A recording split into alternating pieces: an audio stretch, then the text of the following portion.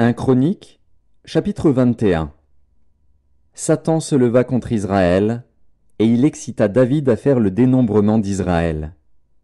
Et David dit à Joab et aux chefs du peuple, « Allez, faites le dénombrement d'Israël, depuis Beër-Shéba jusqu'à Dan, et rapportez-le-moi, afin que je sache à combien il s'élève. » Joab répondit, « Que l'Éternel rende son peuple 100 fois plus nombreux. » « Ô roi mon seigneur, ne sont-ils pas tous serviteurs de mon seigneur?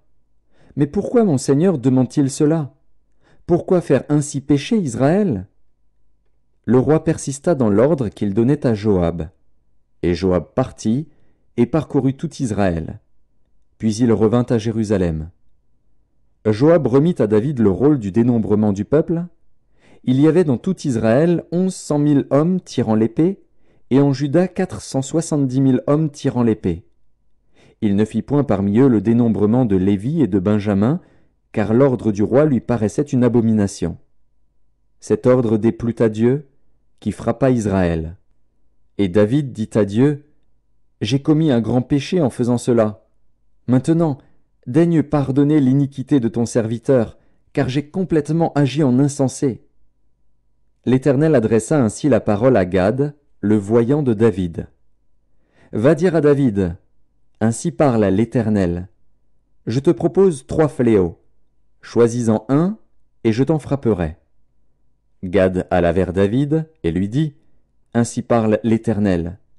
Accepte, ou 3 années de famine, ou 3 mois pendant lesquels tu seras détruit par tes adversaires et atteint par l'épée de tes ennemis, ou 3 jours pendant lesquels l'épée de l'Éternel et la peste seront dans le pays, et l'ange de l'Éternel portera la destruction dans tout le territoire d'Israël.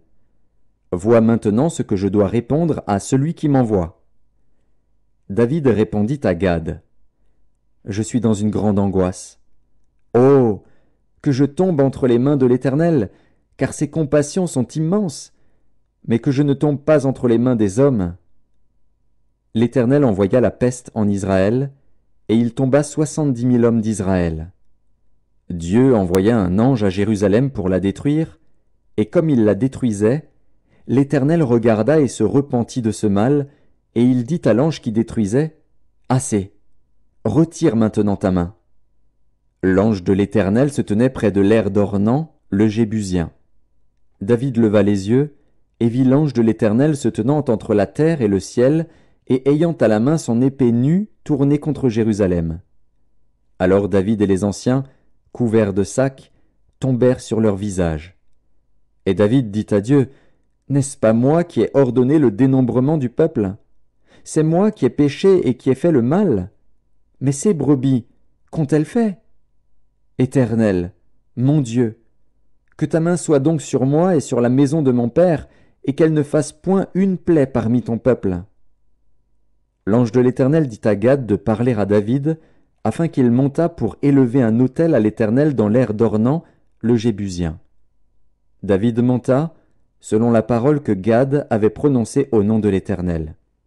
Ornan se retourna et vit l'ange, et ses 4 fils se cachèrent avec lui. Il foulait alors du froment. Lorsque David arriva auprès d'Ornan, Ornan regarda, et il aperçut David. Puis il sortit de l'aire, et se prosterna devant David, le visage contre terre. David dit à Ornan, « Cède-moi l'emplacement de l'aire pour que j'y bâtisse un autel à l'Éternel. Cède-le-moi contre sa valeur en argent, afin que la plaie se retire de dessus le peuple. » Ornan répondit à David, « Prends-le, et que mon seigneur le roi fasse ce qui lui semblera bon. Vois, je donne les bœufs pour l'holocauste, les chars pour le bois, et le froment pour l'offrande. Je donne tout cela. » Mais le roi David dit à Ornan, « Non, je veux l'acheter contre sa valeur en argent, car je ne présenterai point à l'Éternel ce qui est à toi, et je n'offrirai point un holocauste qui ne me coûte rien. » Et David donna à Ornan 600 sicles d'or pour l'emplacement.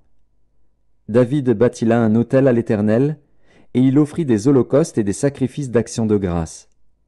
Il invoqua l'Éternel, et l'Éternel lui répondit par le feu, qui descendit du ciel sur l'autel de l'holocauste. Alors l'Éternel parla à l'ange, qui remit son épée dans le fourreau. À cette époque-là, David, voyant que l'Éternel l'avait exaucé dans l'aire d'Ornan, le Jébusien, y offrait des sacrifices.